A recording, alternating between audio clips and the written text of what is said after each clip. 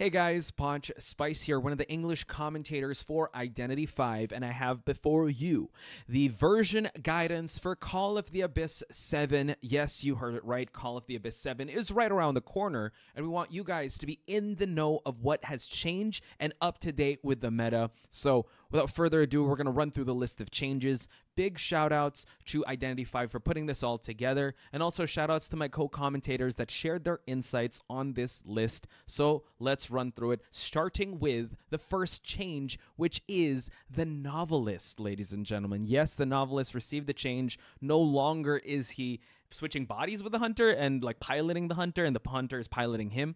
He is now going to be switching positions, because in Metaphor, once you observe the hunter for a few seconds and you have enough information on the hunter, it allows him to switch positions with the hunter nearby. Each information completion increases the time required for the next gathering by 2 seconds, up to an additional 8 seconds, and combine that with resonance. So after using Metaphor on the hunter, the Novelist resonates with the hunter and receives a 50% speed bonus for 2 seconds. So imagine the hunter being discombobulated after you switch positions, and the Novelist gets a 2-second head start. This combined makes him a solid kiter and a solid support character.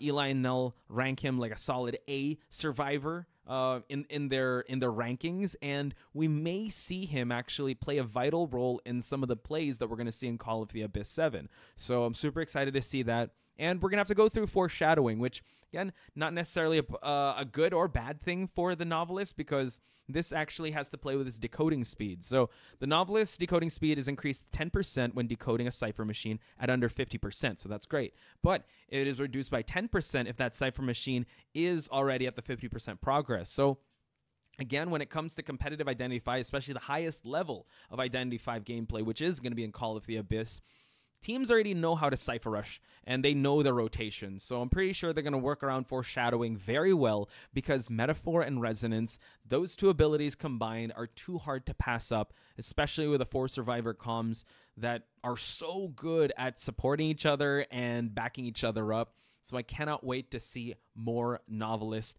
come into action for Call of the Abyss 7. So that's the Novelist. So we have Fool's Gold here, folks. Fool's Gold is one of the new additions to the Hunter roster that can be used in Call of the Abyss 7. Basically, he's a territorial and chip damage hunter, starting with his magnetic conduction. This is when he throws the pickaxe to start the magnetization going on. And after striking obstacle or a certain area, it creates the unstable zone. So you can see that highlighted in purple there. It's a bit of the shadowy areas. So striking the unstable zone with a subsequent throw triggers the collapse. And this is where he gets the chip damage going. So once you see that purple area, once you see that area of effect when he throws the pickaxe, you got to be very careful. You want to be able to transition kite and not stick around a certain area, because that is what the Fool's Gold wants. Now we're going to move on over to the pull.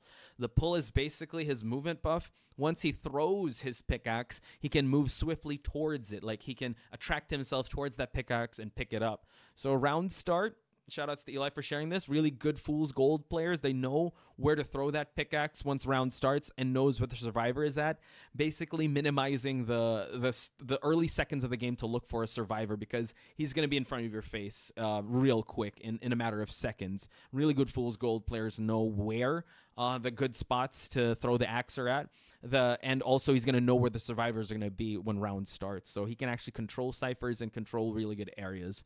But you have to get to tier 1 and tier 2 to get really terrifying, get real cooking with the Fool's Gold, because once you get to tier 1, you get magnetic conversion. So the magnetized stone, this is the stone that he throws out, it creates a small unstable zone that lasts for like 20 seconds, and it can pop up resonance. So whenever an unstable zone collapses, all magnetized stones will resonate, triggering collapses in the respective unstable zones. So basically, it adds more area or more territory to his unstable zones once he gets the magnetic conversion and throws that stone in there. So especially when it comes to controlling ciphers, controlling rocket chairs, this is a very scary skill to have, especially if you don't know how to go against it and you're not sure when he's going to activate the collapse. that's going to be really tough to work around for some of these survivors. Now, tier 2, we have instant collapse. So Fool's Gold can charge up and apply instant collapses to the pickaxe thrown. So instant collapse immediately triggers a collapse on any obstacle not currently within an unstable zone and creates a new unstable zone. So it's just stacking on his skills, triggering a collapse and creating new unstable zones. So this is him at the height of his power. So a lot of good survivor teams would want to keep him at tier 0 for the longest time, because once he gets to tier 2, he gets really scary. Now, we talked amongst the commentators. We still put Night Watch and Opera Singer on priority hunters because they are definitely still very terrifying to deal with. But who knows? You know, when it comes to qualifiers, when it comes to deep into the group stage, maybe round 3 or maybe round 4 or 5, we could see an interesting play of the Fool's Gold and how he's going to change up the meta. So super excited to see how they're going to bring Fool's Gold into the big stage of Call of the Abyss 7. So we're going to go through survivor adjustments, ladies and gentlemen. So we're going to start out with Cowboy Kevin. So his lasso skill, there's some changes. Basically, his one-tap lasso is back.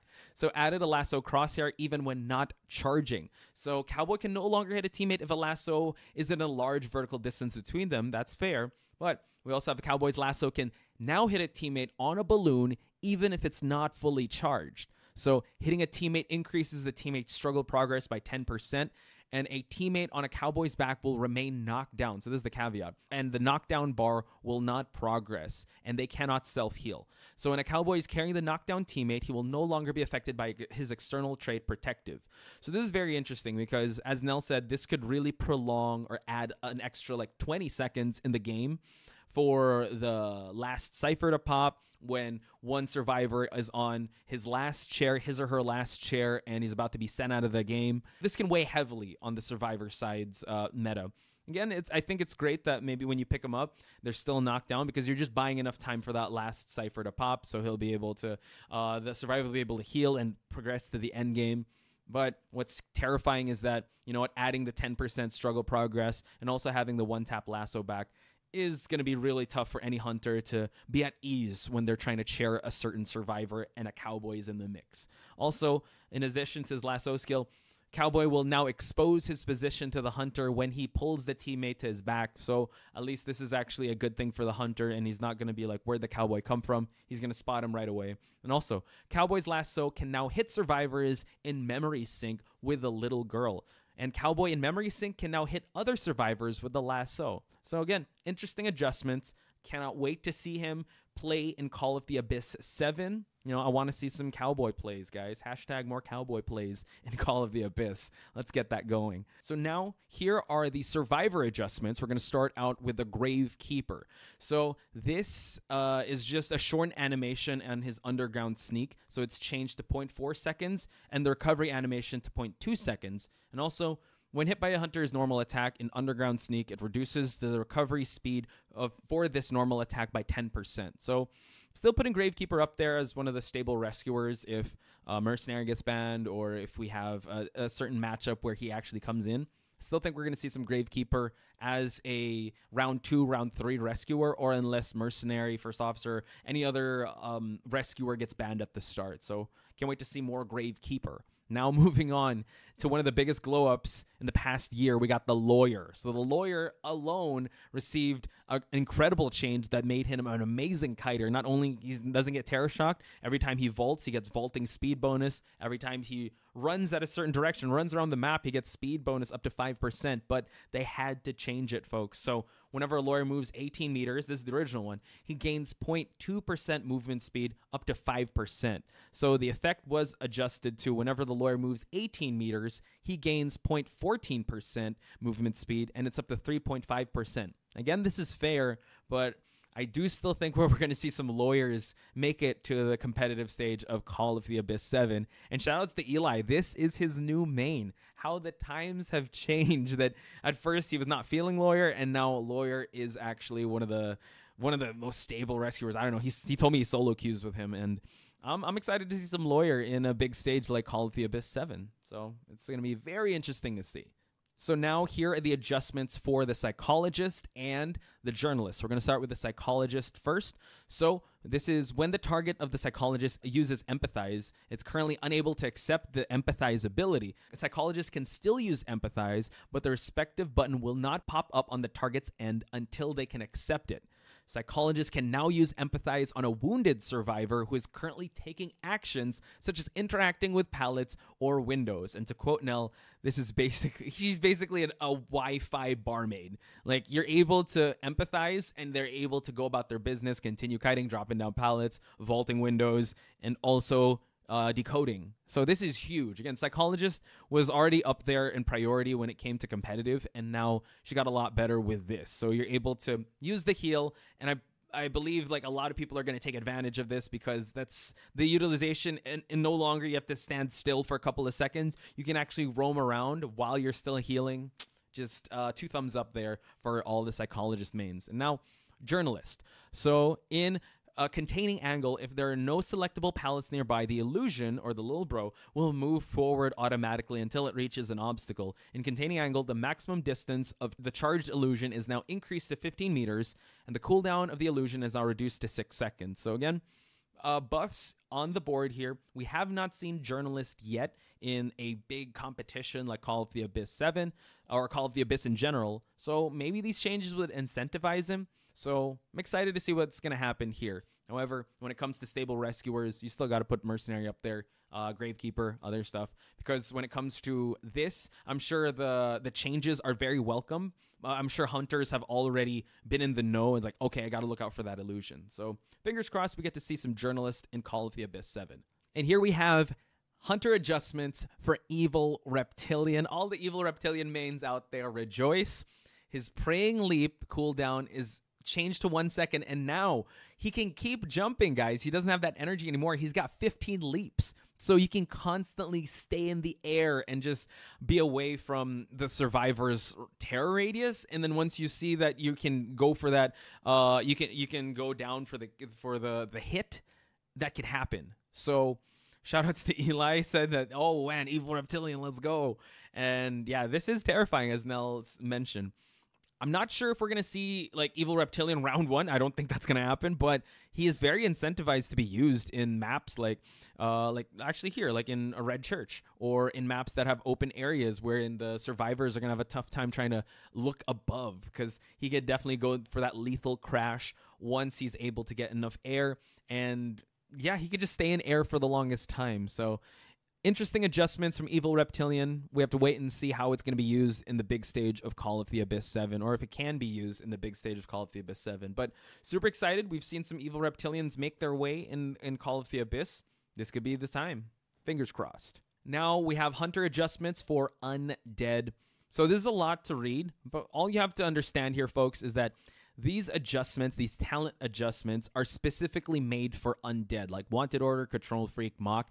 Exhibitionists are usually when the survivors are on a rocket chair. But since the Undead does not chair his survivors and leaves them knocked down, all of these traits have that addition of, instead of being on the rocket chair, are on knockdown status. So just all these changes have been adapted to the playstyle of the Undead when knocked down. So that's Wanted Order, Control Freak, Mock, and Exhibitionist, as well as Wither, Berserker, and Nostalgic. So he gets all those buffs when he's around those knockdown survivors. So just take the trait, the original trait of what it's, or the original description of what it says on rocket chair, but put it on knockdown status, because that is the Undead. Now, not sure if we're going to see a lot of, I don't know if this is going to change their mind of using Undead in competitive, but we did see one Undead, I believe, in qualifiers, or in one of the qualifiers. So I don't know. This could be a big test. Not sure if we're going to see them, but I'm always open to seeing how they're going to push the meta here with Undead. So last but not least, we have 2 adjustments for 2 hunters, Axeboy and Gamekeeper. So the Fury Hook on the Gamekeeper increase the recast window Fury Hook after the first 2 recasts up to 4 seconds. So this is basically when he's able to use the hook, and then you have to use it again right away to not lose the speed boost when it explodes. Now they changed it up to 4 seconds, which is an open adjustment for the Gamekeeper user, so he can actually move around and recast the hook for the Fury Hook. So very welcome changes. Axe Boy now. So the Restful Road. So this is very interesting because this is an open change as Eli likes it. So when Axe Boy recasts Restful Road by tapping, it is now cast in the direction of the camera it's facing instead. So this actually helps the Axe Boy kind of know where to adjust or have some mind games. He'd be looking here, camera's there, place the Restful Road down there, then he's able to go and zip past towards the intended survivor or towards that intended direction. So those are the Hunter adjustments for these two. That's Axe Boy and Gamekeeper. And that's about it, folks. That is the end of the version guidance here for Call of the Abyss 7. What are your thoughts on different changes? What are you expecting to see on the big stage? Let your voices be heard in the comments section down below. A big thank you once again to Identity 5 for putting this all together. And also a big shout out to my co-commentators for sharing their insights with the different changes. I'm so excited for Call of the Abyss 7. I cannot wait. So thank you guys once again for tuning in, and we'll see you guys at Call of the Abyss 7.